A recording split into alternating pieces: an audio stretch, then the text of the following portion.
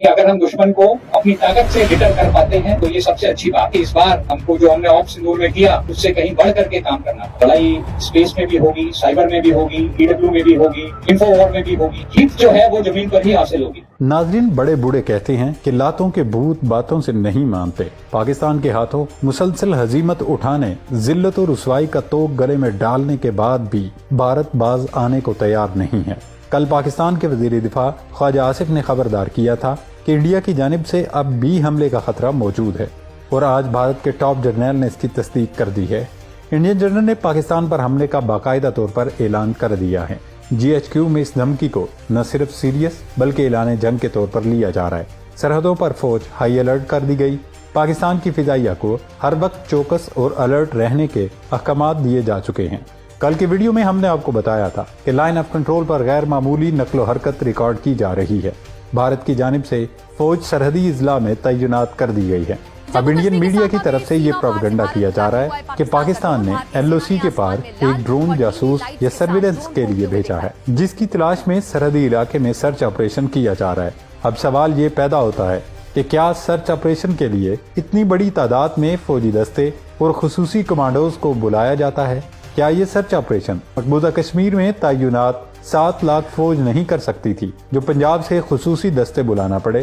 क्या BSF अहलकार इतने Nahal, नाकारा और निकम्मे हैं कि वो एक ड्रोन तक तलाश नहीं कर सकते? साफ वाज़ेह है कि इंडिया की जानिब से ये बयान दुनिया की आंखों में धूल झोंकने के लिए दिया गया है, और पाकिस्तानी ड्रोन का प्रोपेगेंडा अभी इसीलिए किया जा रहा है क्योंकि भारत पाकिस्तान के खिलाफ अपनी कार्रवाई को जस्टिफाई करना चाहता है।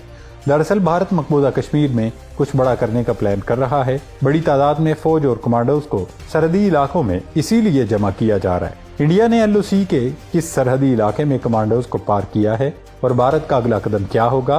पाकिस्तान को कैसे इंडिया के अज़ाइम का बर वक्त पता चल जाता है? इस सब पर इस वीडियो में आगे चलकर तफसीली बात करेंगे। यहाँ एक और खबर आपके साथ शेयर करें कि मोदी सरकार ने अमरीकी सदर डोनाल्ड ट्रंप के सामने घुटने टेक दिए हैं। ट्रंप की मोदी को लगाई जाने वाली तड़ियां और धमकियां काम कर गई हैं। इंडिया ने रूस से पेट्रोल खरीदना बंद कर दिया है। मोदी सरकार की जानिब से ये कड़वा घूंट इसलिए भरा गया क्योंकि अमरीकी सदर ट्रंप साफ लफ्जों में कह चुके थे कि अगर इंडिया ने रूस से तेल खरीदना बंद न किया तो उस पर भारी टैरिफ लगेगा। ट्रंप की धमकी के बाद मोदी सरकार बंद गली में चली गई थी, क्योंकि अगर वो ट्रंप की बात न मानती तो अमेरिका जैसी मार्केट से हाथ धो बैठती, जिसके नतीजे में उसकी मुईशत धड़ाम से जमीन बोस हो जाती।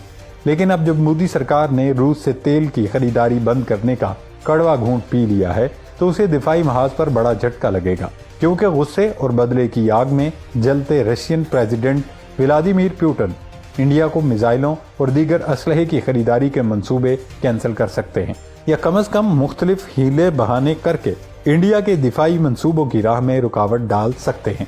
आसान लफ्जों में अगर इस सारे सिनेरियो का खुलासा करें तो कहा जा सकता है कि आने वाले दिनों में खित्ते की सूरत हाल इंतहाई दिलचस्प और ड्रामाई मोड में दाखिल होने वाली है। पाकिस्तान के लिए एक और अच्छी खबर है कि अफगानिस्तान पर उसकी अपनी चाल उल्टी पड़ गई। पाकिस्तान पर दबाव डालने के लिए तालिबान रजीम की जानिब से जो हरबा इख्तियार किया गया था वो खुद अफगान तालिबान हुकूमत के गले पड़ चुका है। बल्कि अगर ये कहा जाए कि इमारत इस्लामी को लेने के देने पड़ गए हैं तो ज्यादा बेहतर होगा। अफगान हुकाम ने पाकिस्तान के साथ तिजारत बंद करने का जो ऐलान किया था उससे सारा फायदा पाकिस्तान को हो रहा है, जबकि अफगानिस्तान को भारी नुकसान का सामना करना पड़ रहा है। अफगान ताजिर अपनी हुकूमत पर दबाव डाल रहे हैं कि वो पाकिस्तान के साथ मामलात हैंडल करे, वरना सूरत हाल मजीद खराब हो जाएगी। जराये के मुताबिक पाकिस्तान ने वो तमाम रास्ते बंद कर दिए हैं जो स्मगलिंग, मनशियात, गैर कानूनी असलहा और दहशतगर्दी की बुनियादी जराए हैं। अफगानिस्तान की 70 से 80% तिजारत पाकिस्तान की सड़कों और बंदरगाहों पर मुनहसर है। अफगानिस्तान में सामान कराची के रास्ते 3 से 4 दिन में पहुंचता है, जबकि ईरान के रास्ते 6 से 8 दिन में पहुंचेगा, और वस्ती एशियाई ममालिक का रास्ता इस्तेमाल किया जाए तो सामान 1 माह बाद अफगानिस्तान पहुंचेगा। अफगान ट्रांजिट ट्रेड के नाम पर स्मगलिंग का सामान पाकिस्तान में दाखिल होता रहा। तूरहम बॉर्डर की बंदिश से 1 माह में अफगानिस्तान को $45 मिलियन का नुकसान हुआ। चंद हफ्तों में अफगानिस्तान के लिए तमाम सरहदों का मजमूई नुकसान $200 मिलियन से तजावज कर गया है। जराये के मुताबिक बॉर्डर पर 5000 से जायद ट्रक फंसे, जिसके सबब افغان فصلیں پھل جو پاکستان میں منڈی کے انتظار میں تھے وہ ضائع ہوئے۔ ایران کے راستے تجارتی لاگت 50 سے 60% بڑھ گئی اور ہر کنٹینر پر $2,500 اضافی کرایہ لگا۔ افغانستان میں ادویات کی ترسیل بھی متاثر ہوئی کیونکہ افغانستان کی 50% سے زائد ادویات پاکستان کے راستے آتی تھیں۔ طالبان رجیم نے پاکستان کے خلاف جو متبادل روٹ استعمال کیا وہ راستے سست، مہنگے اور غیر محفوظ ہیں۔ افغانستان کی کمزور معیشت یہ بوجھ برداشت نہیں کر سکتی۔ اب افغان طالبان کو فیصلہ کرنا ہوگا کہ وہ دہشت گردوں کو تحفظ دیں گے یا پاکستان کے ساتھ مل کر ترقی کے سفر میں شامل ہوں گے، کیونکہ پاکستان نے واضح کر دیا ہے کہ تجارت اور دہشت گردی ساتھ نہیں چل سکتے۔ افغان طالبان رجیم کو جلد فیصلہ کرنا ہوگا کہ وہ دنیا میں اپنے مخلص دوست اور سفیر پاکستان کو کھونا چاہتے ہیں یا پھر کالعدم TTP کے دہشت گردوں کو لگام ڈالیں گے۔ ناظرین، اب بات کرتے ہیں بھارت کی مودی سرکار کی بے عزتی کی۔ نریندر مودی المعروف سرنڈر مودی نے ایک اور محاذ پر سرنڈر کر دیا۔ امریکی صدر ڈونلڈ ٹرمپ نے روس سے سستے داموں پیٹرول خرید کر اس کی معیشت کو مضبوط کرنے پر بھارت کو متعدد بار خبردار کیا۔ صدر ٹرمپ نے بھارتی وزیر اعظم نریندر مودی کو بھاری ٹیرف عائد کرنے کی دھمکی بھی دی تھی، جس پر بھارت نے ابتدا میں روس سے پیٹرول خریدنے کو اپنے قومی سلامتی کا معاملہ قرار دیتے ہوئے کہا تھا کہ وہ کسی کے کہنے پر ایسا کرنا بند نہیں کریں گے، کیونکہ راہل گاندھی سمیت اپوزیشن کا پریشر تھا، جس کی وجہ سے مودی سرکار نے امریکہ کو یہ تک کہہ دیا تھا کہ روس سے فائدہ اٹھانے والوں میں خود امریکہ بھی شامل ہے۔ اور تو اور خود نریندر مودی نے یہ بڑک بھی ماری تھی کہ روس سے پیٹرول خریدنے کے معاہدے برقرار رہیں گے، کیونکہ مودی جی جانتے تھے کہ اس قسم کے بیانات دینے سے گودی میڈیا انہیں ہیرو بنا کر پیش کرے گا یا پیروکار اس کی ان باتوں کو ہمیشہ کی طرح سچ مان لیں گے۔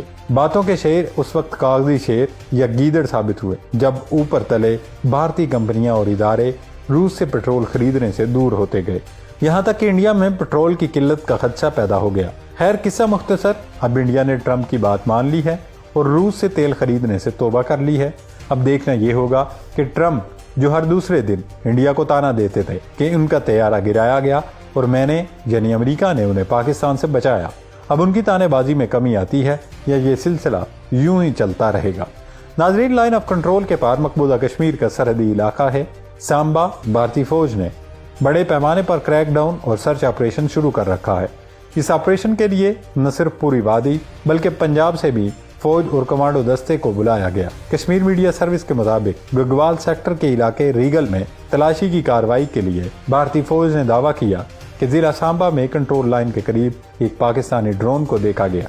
انڈین حکام نے دعویٰ کیا کہ پاکستانی ڈرون نے گگوال سیکٹر میں کچھ منٹوں کے لیے پرواز کی اور پھر سرحد پر واپس لوٹ گیا۔